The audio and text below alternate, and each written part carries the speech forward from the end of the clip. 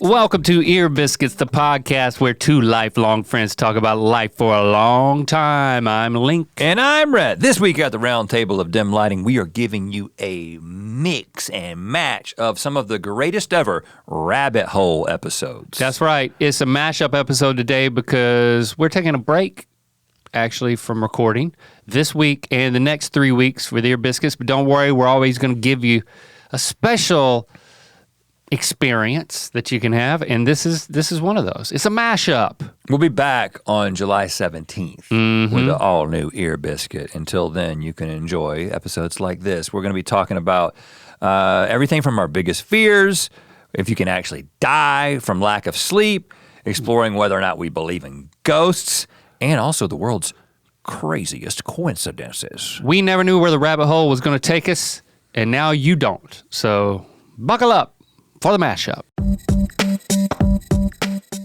I mean, I got to go with the most obvious thing that I'm afraid of at first, blood. I mean, I'm simply afraid of blood, but it's not like, yes, I'm afraid of the circulation of blood, the concept of blood circulating. Like, I'm afraid of getting, like, if I try to take my own pulse, I just hate that. I mean, and it's kind of ironic because it's kind of the sign of life. It's a really good sign that there's a liquid coursing through tubes in your body, but when I touch it and it pulses and just, it makes me quease. I just get queased. Now, once the blood starts coming out, you're also queasy, right? Because I think that's that's the place where most people begin to say, okay. But if your finger was bleeding, I wouldn't faint. But if it was the result of a cut, if it was squirting blood, the circulation is worse than the bleeding. Just the sight of blood, it needs to be paired with something like a visceral injury. Good Chianti? No, it's like an injury or circulation. Like it has to be paired with something. It's the 1-2 punch of this blood is associated with this thing, this movement through my innards. Like I don't like anything related to surgery, like cutting people open, exposing the insides, putting the insides on the outside. That's gross. I think that's why I don't like dog erections. Now that I think about it. Because it looks like the inside coming outside? Yes. I don't think many people I don't even think dogs like dog erections. Oh, they do. Mean, why do they lick it? I don't know, they're ashamed. I didn't mean to go down this path, I'm sorry. Of course, there's the timeless story of me opening the Barbie doll at Christmas and cutting my finger, and then at my father-in-law's house, the in-law's house, and then running to the kitchen sink, and then the next thing I know, I'm coming to in my father-in-law's arms because my finger was cut. And it's like creating that like crevice, that ditch, that like, oh, how deep is that? You mean cut? If you see a bone, oh my gosh, I can't stand it. And like, so yes, seeing gross like that in a movie is just, it just seems nasty. I don't like that stuff in the movie. And then I don't like seeing it in medical dramas either. Like I got to freaking turn. By the way, I'm a huge horror fan, but I don't think I've ever watched like Final Destination, right? Okay. You know, which is just people dying in a bunch of weird ways. I kind of get it, and I would, if you ask me to go, I'll go to it, and I'm not gonna get freaked out. You're more psychological. But yeah, I don't like, gory is not, I wasn't a kid that saw those gore magazines, like, what's the name, what's that one that was always in every stand, in every gas station we went to? Jugs. No, that was different. Anyway, I am not into that at all. I think most people would agree with you on this. Because sometimes you meet like a doctor, an emergency room doctor especially, and they just don't find any of this stuff gross. And those are the people that we need. I understand. I can understand how you can get to that point or be at that point where it's like, hey, you know what? Some people might find, everybody can find something scary or gross. It's like, oh, look at this like black, like furry material coming through my epidermis on my forearm. Oh my gosh, that is just horrible. Not that gross. What are you afraid of? I'm afraid of snakes, and this has gotten, I realized recently that this God, is- I'm afraid of snakes too. I can't believe, that's on my, I'll put it on my list, it's affected me deeply, and okay. But you hold the, No, let me. on the show, I'm a lot more afraid of snakes than you are. This is a weird, complex fear, and I'll elucidate. Because you hold Craig. I'm not afraid of a snake. I'm not afraid of, if I know a snake is there, I'm going up to a cage, somebody hands me a snake. I'm a little bit scared the whole time that like, even when holding Craig, that like, I've seen those videos where they just reach up and bite you and their little teeth mark get all over your face and stuff and you bleed like crazy. I don't like the idea of that. And so I'm a little bit scared the whole time, but not too scared to touch them. And I have had a recurring dream for many years, haven't had it that recently, where I'm walking through some environment, usually tall grass, and there's snakes everywhere. And this ties into the way my fear has manifested itself in real life. Now, growing up in North Carolina, we spent a lot of time in the woods, next to the river, next to the creek. Okay. We would walk indiscriminately through the woods. Without ever thinking about snakes. And you know what? We saw snakes. We'd be swimming in the river and we'd look over and there'd be, like, I remember down in Keith Hills at the bottom of that last spillway, there was a bed of, I think it was probably water snakes. I don't think it was moccasins, but like, I'm talking 40 snakes slithering on top of each other like Indiana Jones. Total Indiana Jones. And we would like stick a like golf club in there. And like, they were long. Big. They were big. And they could have been 6 foot long, easy. And I stepped on a water moccasin one time when moving the canoe and jumped away and he didn't bite me. But what I have found is that I cannot enjoy hiking in California. Really? I can't. Because of rattlesnakes. Yes, but then I went back to North Carolina last year and was walking through the woods with Jesse, and I realized I was constantly thinking about snakes. Really? And I was like, in this super focused, like looking around and being like, don't step on a snake, don't sneak up on a snake. And I'm like, why has this fear manifested itself? Now, hiking in California, when you go up in the mountains, over the summer, I went hiking 4 times in a row, I saw a rattlesnake. 4 hikes in a row, I saw a rattlesnake. But they are reclusive and you gotta really get them cornered for them to do anything to you. There was one and that the had his head will like warn you. On the trail and the rest of his body, which was weird and like an ambush situation, but he kind of slithered away. I don't know why I don't know what happened. I don't know what happened to me. I don't think about, I'm so afraid of snakes, and when I go hiking, I just do not think about that because I want to enjoy hiking. Well, I want to enjoy it too, but I'm thinking about snakes. I think my level of compartmentalization is like super human. Like I think that might be my superpower. Oh, what if you be called DJ Compartmentalizer? Or just The Compartmentalizer. Actually, that sounds like a show on ABC. That like stars a teenager. You know, like a teenager doing an adult job. Solving. Who like talks directly to an angel. He has to be solving crimes though. Yeah. But he's doing it through his expertise in like storage equipment. Yeah, he just owns a storage facility. The Compartmentalizer. I'm afraid of snakes too, man. I'm afraid of spiders. I'm afraid of bugs. I'm afraid of lizards. I'm afraid of any little thing that like creeps or crawls or has multiple legs. Fuck multiple legs. I had a lizard drop the tail on me. He dropped the tail? You know how if they panic, they can just drop their tail so it'll start squiggling around and they run away from it? Just separate from their tail. They have an ability to snap their tail off. This was, goodness. you know the I didn't know they could snap it off. I thought it had to be pulled off. Well, I don't exactly know the mechanics, but here's what happened. I was in the garage and I had just cleaned the garage. I was very proud of myself. And I was like, man, and I'm like spraying like mint, you know, you can do like mint spray to get insects from keeping, so you don't have to like do like pesticides. Oh, like ants and stuff? Yeah, and any kind of bugs, you know, I'm sucking up all kinds of I'm just going around and sucking up little spiders, and I know people don't like it when you kill spiders, but you know what? I kill spiders. If bugs get in the house, I kill them. Sorry, I'm that guy. And so, you know what? You're a maverick. The best way to do it is with your shop vac. Just suck them right up. Yeah, surely they probably die slowly inside of the shop vac, but I also don't care. I bet there's a lot to eat in there. And so I think they make a little community of friends before they all die slowly. But I suck them up in the thing. Just reverse it and just blow it into your neighbor's yard. That's what a shop vac can do. I care about my neighbor more than I care about the community of insects that live inside my shop vac. Here's the thing.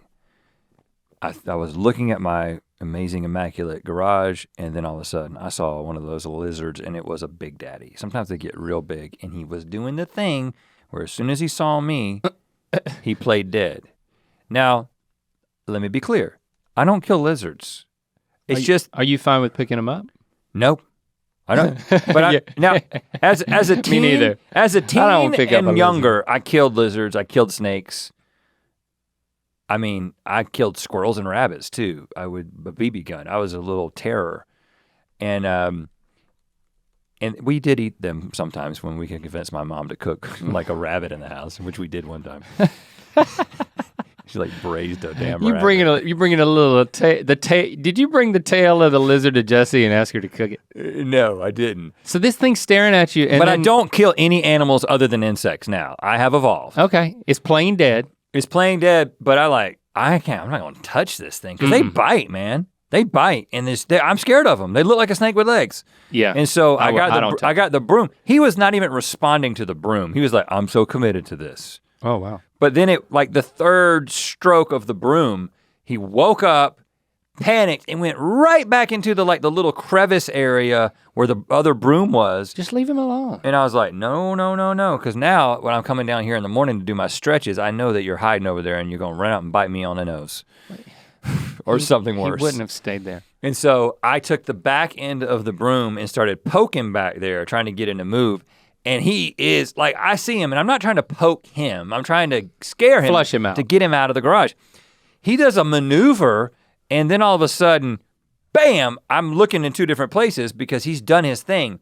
The tail broke off right at the base, and this was a big sucker. His tail was 3 inches long. His tail breaks off and begins to do this acrobatic dance that is, you know what, it worked. Oh my God, this is I'm focused horrifying. on this. I'm focused on this. This evolutionary adaptation worked because I didn't see where he went. I was too focused on the trick. And that thing moved. When it detaches, it just keeps wriggling. For 3 to 4 minutes. Wow. 3 to 4 minutes. And then I was afraid to touch it. I left it there for a day because I didn't have a Kleenex. That is so disturbing. And you know what? I know that what other animals, I mean, I'm afraid of all those little things. What else? I know that you're afraid of bees. I'm not afraid of bees. I'm not afraid, I don't know what it is. I'm not afraid. I just believe I am not gonna get stung by a yellow jacket, a bee, especially a bee. I am not afraid of bees. What about a wasp? I'm not gonna sit there and eat lunch with a wasp. They're demonic. I'm not gonna mess with a wasp. But like a bee or a yellow jacket even, like those little yellow jackets that come around your food, but they don't sting you, man. You can't handle it. Hold on, the little ones, that's different. You can't a real yellow jacket will sting you, and I know, I've been stung I'm multiple talking about times. the little things, little ones that aren't not, actually yellow jackets, I'm not scared but they're of those. yellow. I'm not scared of Yes, those. you are, and you're afraid of bees. I am afraid of bees. Yeah, I'm not afraid of a bee. Now, but a bee can land on me and I'll keep eating. Not to the point. Because you don't put that energy out there and then the bee won't sting you. That's not my experience, man. And then honestly, if they do sting you. How many times have you been stung by bees? Not that many, no, not that many. I've been stung by several bees. That's because you're being erratic. No, you think they're interpreting? No. Yes. I'm saying that there's multiple times you're threatening them.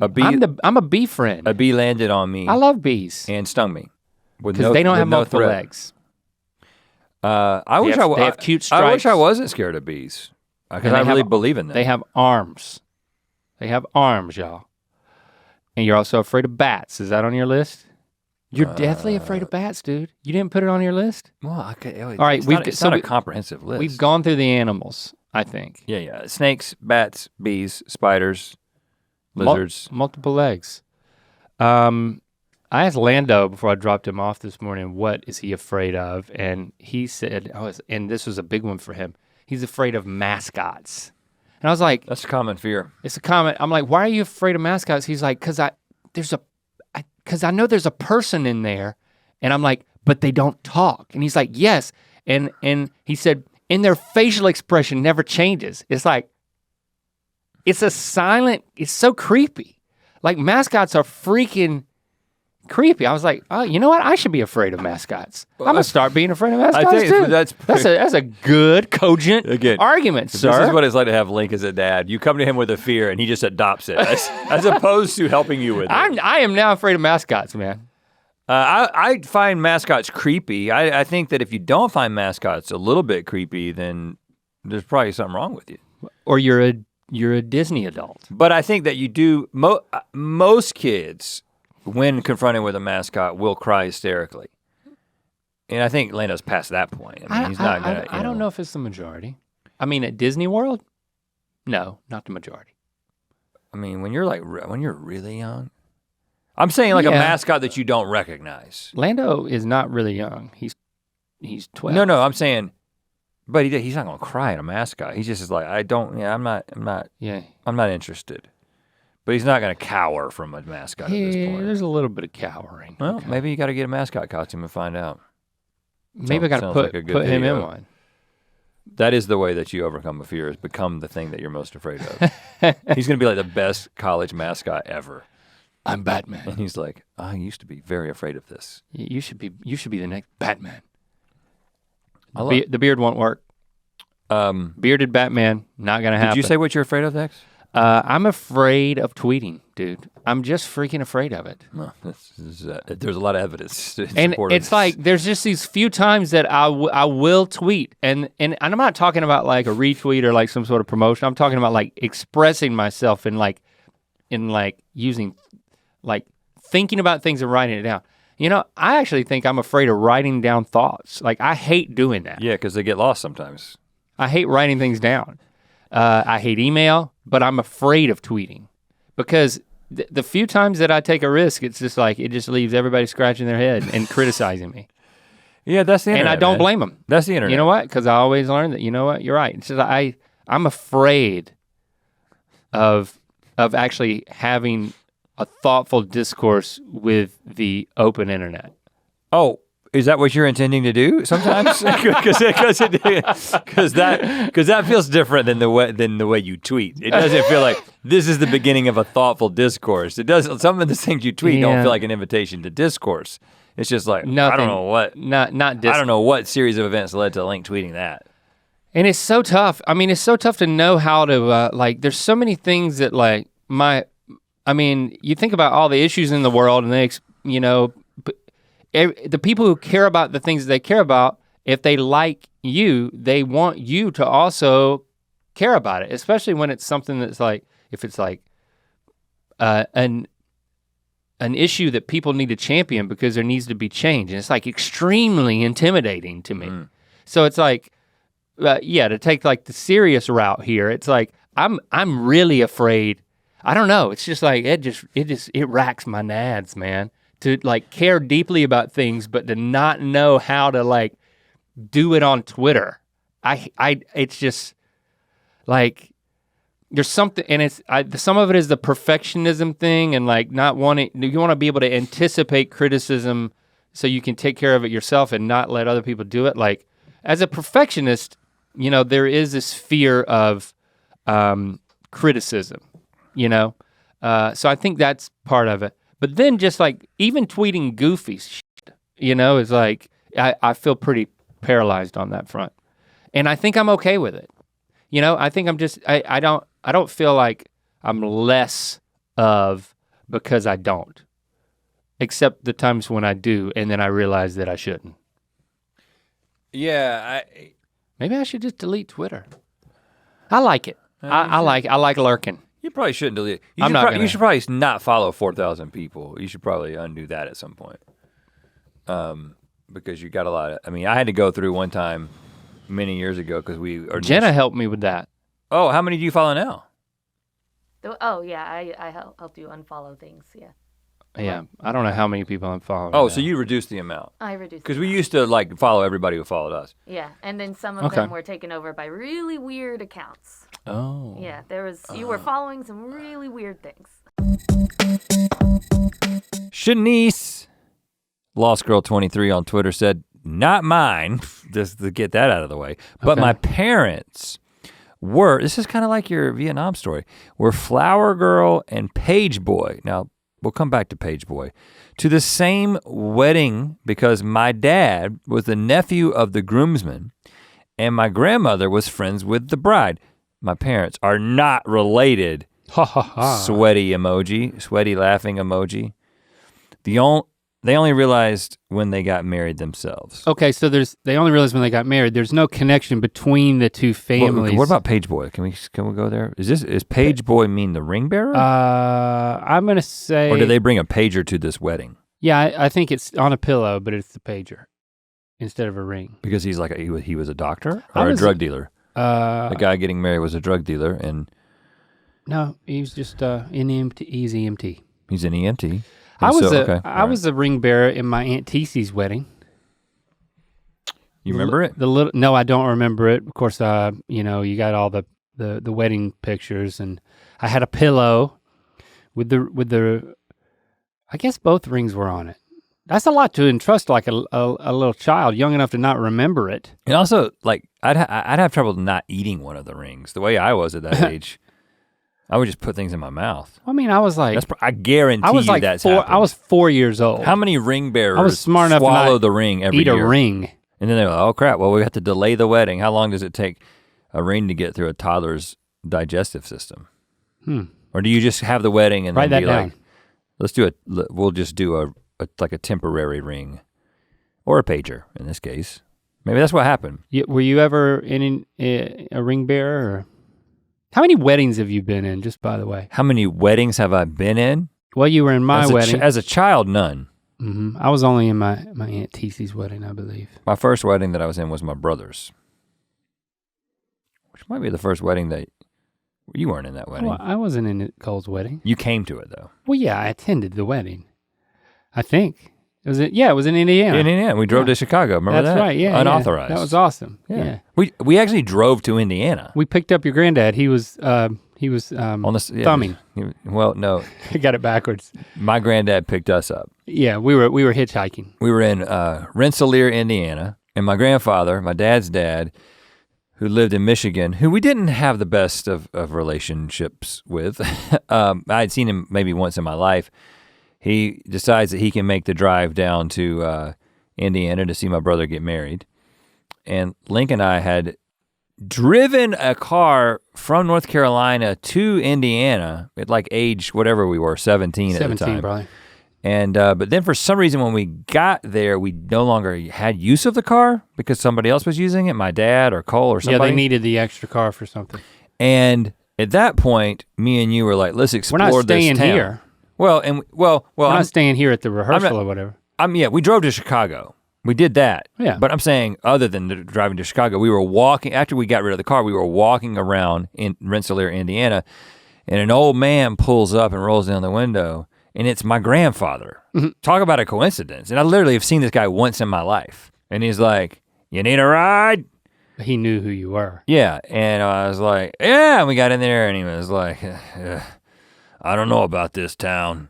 It's got more churches than liquor stores. You remember him saying that? Yeah. Because I was in the car, I don't remember that. I remember like, wow, to be Rhett's granddad, this is kind of a this weird interaction. Cold relationship. I mean, I didn't know him. Yeah. But I'll never forget that line. There's more, I don't know about this town. There's more churches than liquor stores. Like, yeah, that was how he judges revealing. how comfortable he would be with the town. Oh, man. And after that, did you ever see him again? I don't know. Maybe, I don't know. I don't think so. Yeah. I think I saw him twice. I think I saw him once when I was probably like 10, and then once when my brother got married. He didn't show up for your wedding. He did not. He did not show up. I've never even really thought. I mean, we literally had very little relationship with him. It's not like a broken relationship that I used to remember him and it was broken. It was just it never happened. So I don't really think much about it. Except for that story, which we do think about occasionally. Yeah, right. If he wasn't in town for the wedding, that'd be one hell of a coincidence. Exactly. Right. Exactly. Oh, what are you doing here? But again, I think this is a really cool story for your parents, and I'm sure your parents tell this story, Shanice, to friends. But if you grow up, but if you like, if you're connected to people in a town who get married and then like, well, they didn't realize it until they got married. That's what makes it weird. Like maybe they didn't live in the town or they moved away or something, or I don't know. But I need more details to be wowed. This is not magic. I mean, ultimately what we're saying is this is just a coincidence. It's cool, it's cute, and your parents, they have a really cool story that they can tell, but it's not magic. No magic occurred here. I think this is a good one. Jen Everson at Jenny White E, or Jenny Whitey, I don't know, double E at the end. My husband and I went to the same uni. Uh-oh, your British is showing, or I don't know, wherever your non-American use of university. Yeah. We don't say uni here. No, we don't. It just, it kind of reminds me, it's like saying like any, Audi, or uni. It's like a third type of belly button. Right, yeah. My husband and I went to the same uni, but didn't meet during that time. Near the start of our relationship, we were walking past the house I had last lived in, and he told me he had also lived there only 5 years earlier, in the same bedroom. So crazy, what a small, weird world. Well, it's not as weird as if he would have said, you know what, I live there in this room. And I'm a vampire. Under the bed that you slept in. Yeah, right. And you just never knew it. That's pretty cool. I mean, you get married, you have this, you know, obviously you found this connection, you found your soulmate, and then you realize that you slept in the same place only 5 years apart. I have a theory here that I think might hold some water. Magic? It's definitely not magic. This is all science. Now, you know, having made an ad for sleepbetter.org back in the day to try to get people to replace their pillow, just how many dead skin cells a person sheds. A lot. Okay. What's happening? Recently, I was watching something and they were talking about dust, and they were like, in your house, if you just go up to a shelf, like a top shelf that you haven't been to in a while, and you run your finger across that dust, a very high percentage of that dust, if not most of it, is dead skin cells from the people who live in the house. Wow. Now, I just heard that one time, and maybe it's not true that it's the majority, but a lot. And the number of skin, the amount of pounds of skin that you shed in a week, or you just are getting rid of a lot more of yourself than you realize. And every 9 years, your entire body is new. Every single cell in your body, even the ones that take a long time to like turn over, like your liver cells, everything is new. So, wow. While your husband, now who lived there first? He also lived. He did 5 years earlier. So your husband's living in this bedroom. He is just shedding himself all over the bedroom. I mean, he will forever, he's still in that bedroom. He's shedding the bed? He's shedding the bed, he's shedding the walls, he's shedding the ceiling. Your husband is all over this room, and it's almost like the essence of husband. It might be a different bed. I was definitely not the same bedding. No, it's not, he's the walls. But the walls. Walls, the floor, definitely the ceiling. Nobody dusts the ceiling. Oh. And then you go I do. into this room and you live for some specified period of time. And we already know. Your skin cells and his skin cells make a skin cell baby. That's not what happened. You can't get pregnant that way. It flies around like a fairy and introduces the two of you together. Now you're getting into magic. Now, here's another scientific principle at play. I think we talked about this. We tried to do an episode of GMM about this and it didn't work. It was one of those experimental episodes where we had different people wear different shirts and then you smelled them and decided if you were like, we tried to guess who it was, but it was based on a study that had been done, which is based on people's pheromones and sort of like just general body odor, different people are attracted to different sort of, for lack of a better word, flavor profiles of other people. I don't think that was science. I think it was just some person who we had on the show who said they could do a personality profile based on what people That was like. different. Okay. But no, because there was a study that was done where it was like, if me as a heterosexual man who is attracted to women were to smell 10 women's shirts that they had worn, and I rank them according to which smell I was most attracted to. If you were then to show me those women, I would be more likely to order them in my level of attraction to them based on what the smell. Like that's what the study kind of in general said. Huh. So what I'm saying is that I believe that we almost did an episode of GMM called "Do White People Smell Like Cheese?" We did. That was pitched to us, but we never did it. We decided against that. But spoiler alert, we do. Jen, what happened in your situation is your husband had shed in the room, and you breathed him in over the course of the time that you lived there. And whether or not you had a natural connection with that, just exposure therapy, being exposed to the leftover husband that is in that room over the course of the time you lived there, you became primed. Developed an affinity. Yes. It's just like when you're trying to get rid of a peanut allergy and you give a little bit of peanut to a person over a period of time. So now it's like her husband is the peanut. She doesn't have an allergy to him. But in the same way that you can get rid of an allergy, you can enhance an attraction. And that is precisely and scientifically and definitively what happened in this case. And that is why you're together today. CV Films at Technoboy 652. Once I was driving in this parking lot and got cut off, forcing me into a curb, which popped my tire. I start driving away and realize that the tire is popped. I like how he's using the term popped. Popped the tire. So I pull across the street into a small parking lot to inspect it. I looked up and I had pulled directly into a tire store. This might be magic. Well, that's serendipity, you know? You pop your tire and then it's kind of like, I remember the one time that I was driving, back in North Carolina, I was driving from Holly Springs to Apex and I got pulled over by a cop and I had to find the right bit of curb to pull over on, and when I finally found it to pull over, the cop behind me the whole time, I looked up and it was the police department. I was at the police station. I'll go straight, just book me now. Yes, I remember that. So I know the feeling. So it's like, you feel the need to explain. That's kind of a different feeling. You feel the need to explain. I didn't even know this was a tire shop. I just, it's just here I am. Well, I think that this is all about perspective. You got the guy who has busted his tire, popped his tire, who pulls in and he's like, isn't this awesome? And this is crazy. This is crazy that it has pulled into this tire place. And the tire guys who work at the tire place are like, oh, there's another guy who thinks it's a great coincidence that he popped his tire on that curb that busts everybody's tire. You know what I'm saying? Like, I think they might have like spike strips. They might be it's intentional. Yeah, they might be drawing people in. Might be more than just a curb, you know what I'm saying? It wasn't just a curb. It might be sabotage. A tire Ponzi scheme.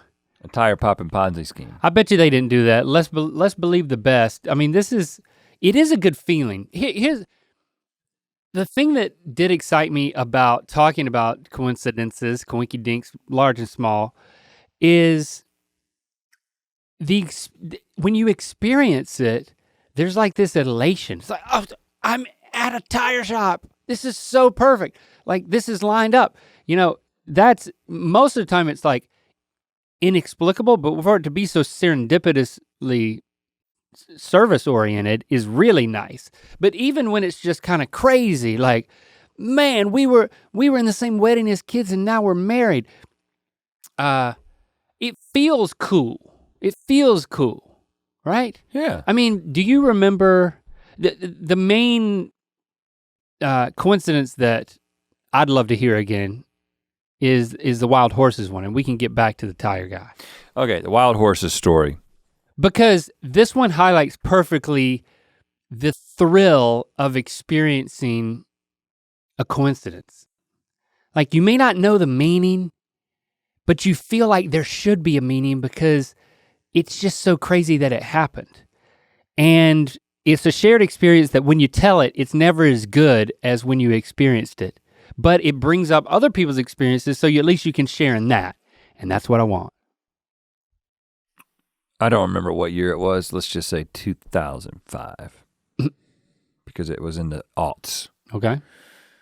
I'm with my brother-in-law, Chris, in a boat at the North Carolina beach, specifically in the Sound between Emerald Isle and the mainland, near Beaufort, North Carolina. Okay.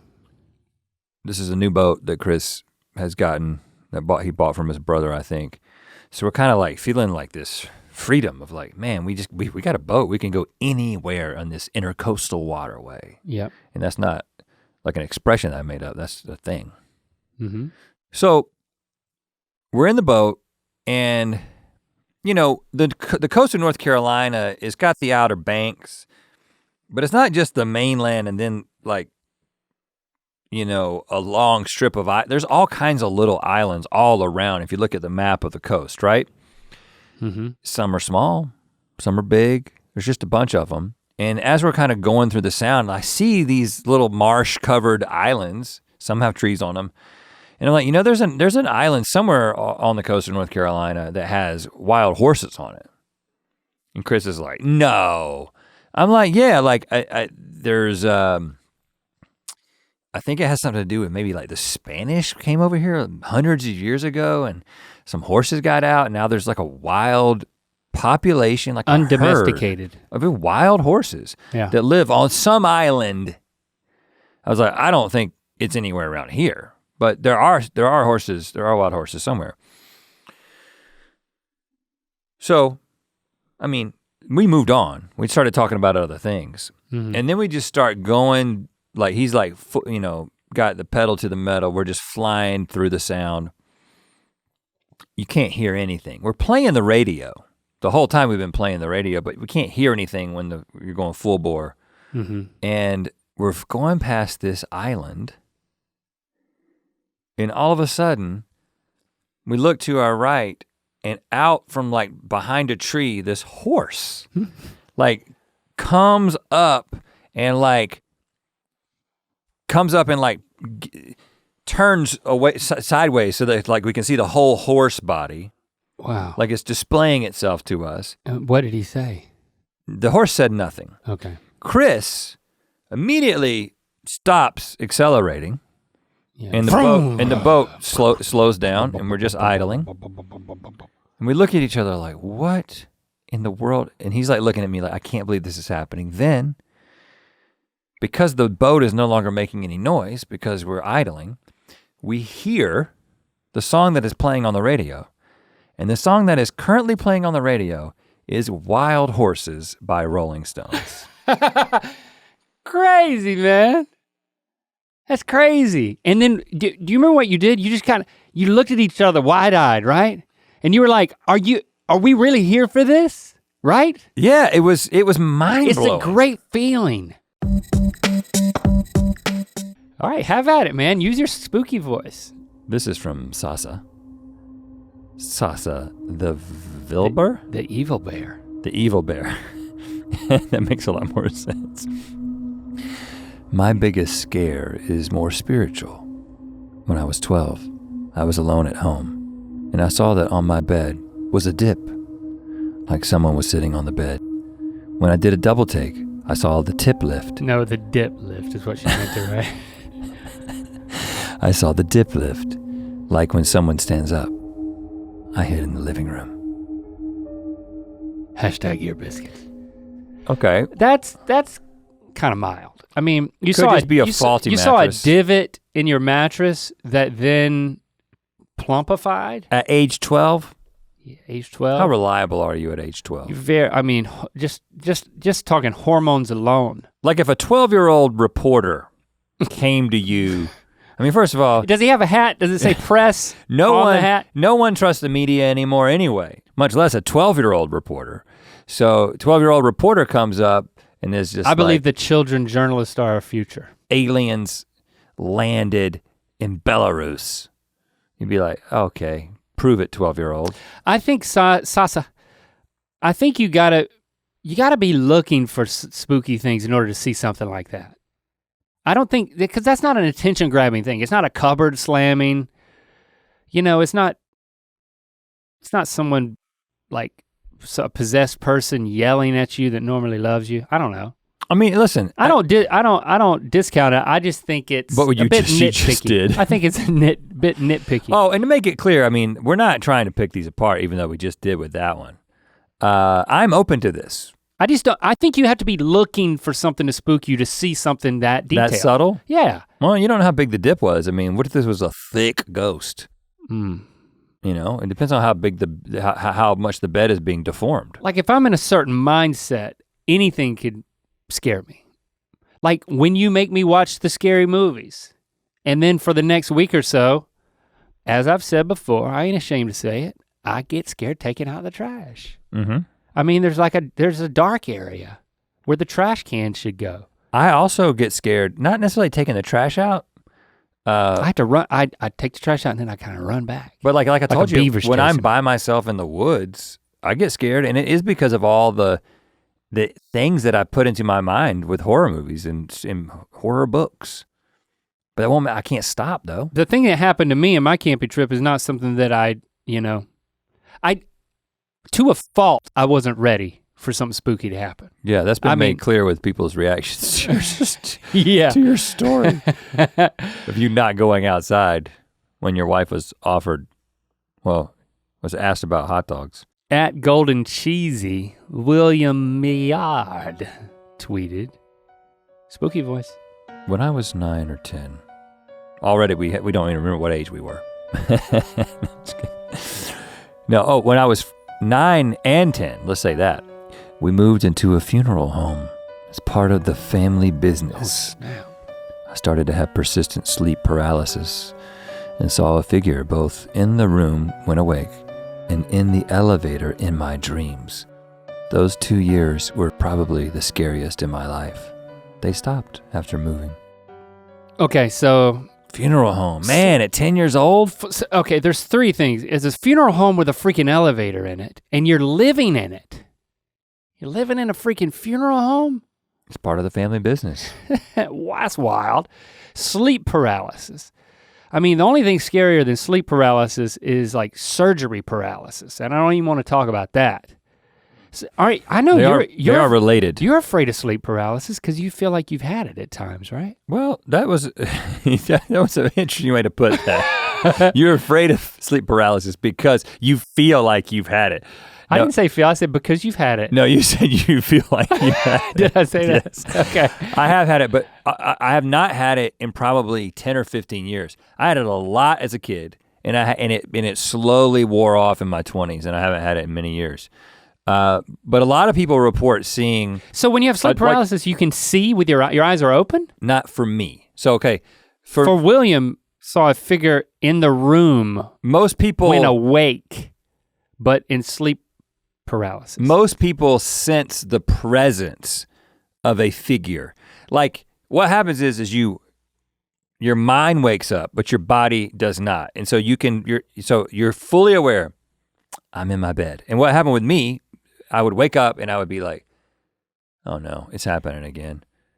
I can feel myself in my bed. I can feel the position that I'm in, and I can't move. I can't open my eyes. I can't do anything. And so you're faced with a choice. Now you could be like, I'm just gonna lay here and go back to sleep. But for me, I could never do that. I had to commit fully to getting out of it. And so I would like start trying to find a limb to move, and you would be like, and eventually you like go like, and then you get out of it. What? That would happen to me pretty often growing up. It's like breaking out of a shell or something? But some people, when they wake up and they're in that state, they will sense the presence. It's very common. There's a name for the person, the ghost. It's like a dark figure that they sense when they're Slender Man? In sleep paralysis.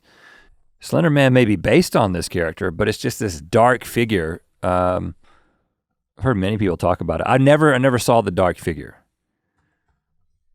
Sleep paralysis. Common figures.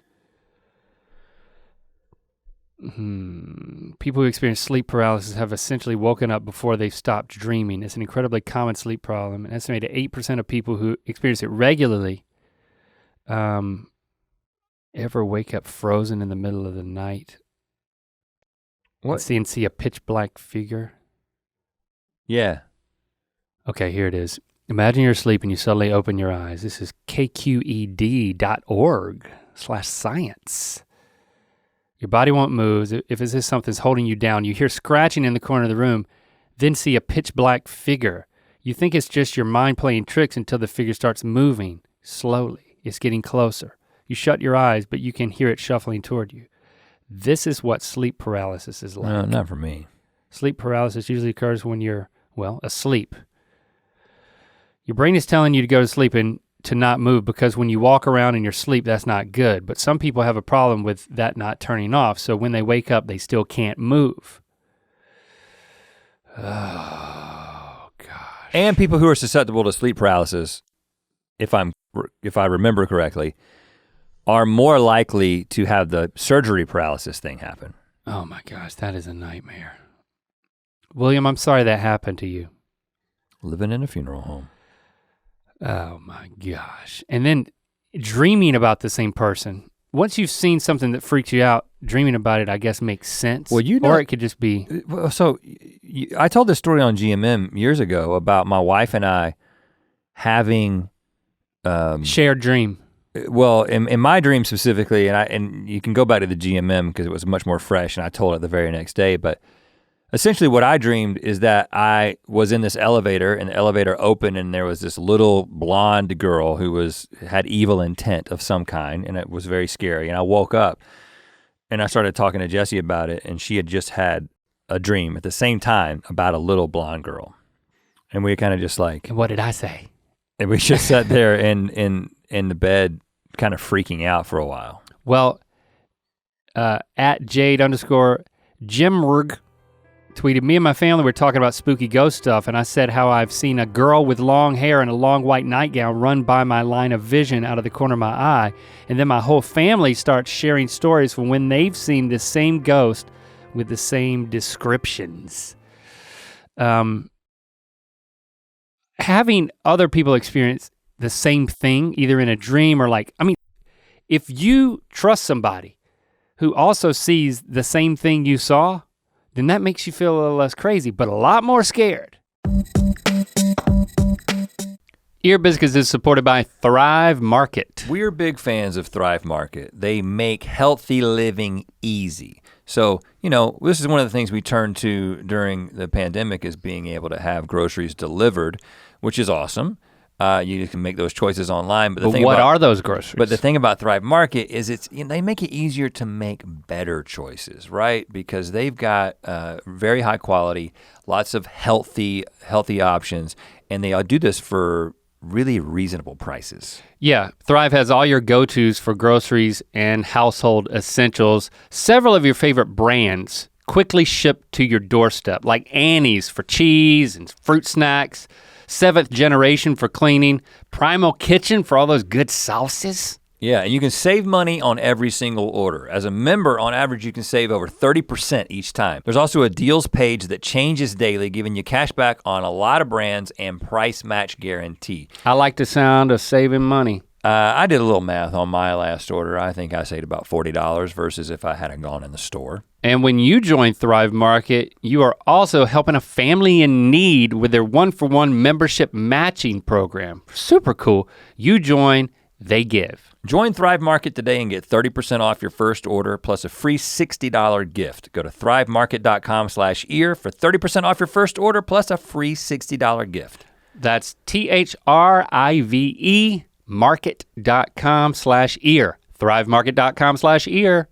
Ear Biscuits is brought to you by BetterHelp. You deserve some me time. I deserve some me time. And you know what? And you don't need to be embarrassed to say it. For me time, a lot of times is therapy time. Mm-hmm. Like that's how I view therapy. Oh yeah, and therapy can give you the tools to find more balance in your life so you can keep supporting others.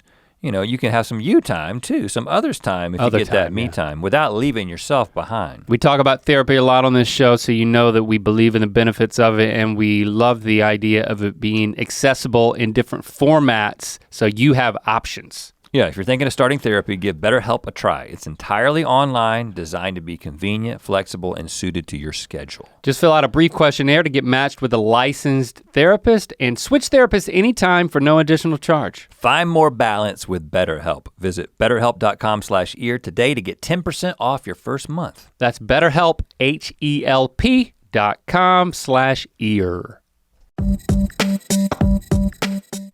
ConversationStarters.com. Not a sponsor. Yet. Hit it. What's the longest you've gone without sleep? What is it? Okay, all right. Okay, conversationstarters.com. Oh man, the AI heard us talking about it and was like, okay, try this one on for size, boys. I mean, I definitely am on record saying that I never elected to pull an all-nighter in college, which is the first place I think that you're gonna be apt to stay up all night.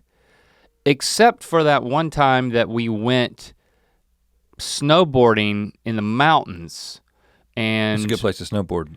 And it is. We went, so as we had to the plains. You know, we had to drive a number of hours. You start skiing at like 1 a.m. the night ski at Hawk's Nest, same place. This was the scenario under which I broke my pelvis and suffered the concussion.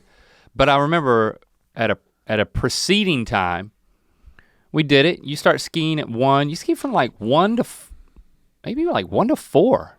Does that sound right to you? Night skiing. Night skiing. They got the lights on. I don't believe you're right about that. You think it's done by 1? My best guess. It might be done by 1. Because first of all, during the winter, sunset is probably 5:30 or 6. Yeah. So I think it's probably like 6 to midnight, night skiing. Yeah, and then I think you might could go to 1 and then because they gotta make snow at some point. And then we had to drive back and maybe stopping at the Waffle House and all that stuff. Oh. By the time I got back, I did not sleep, I went straight to class. And I just remember being in my medieval history class and I could not stay awake. And I was taking notes and I literally was able to look back at my notes and see the moment that I fell asleep because it's like a movie would just become a squiggly line. It's just like the line just kind of squiggled down off the page. And that's how I want to die. I was fighting it so hard. You know, you just cannot stay awake any longer. So I remember that being an all-nighter. I don't recall that. The most recent all-nighter was when we shot Hazel.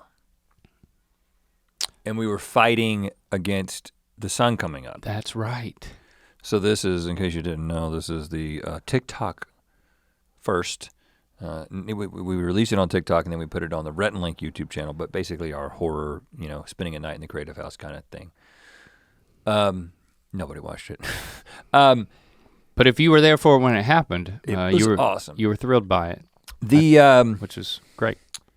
We stayed up all day because that's typically what we do because I'm not a vampire and I also don't take naps. But then the night shoot rolled around and Ben had the shot list planned.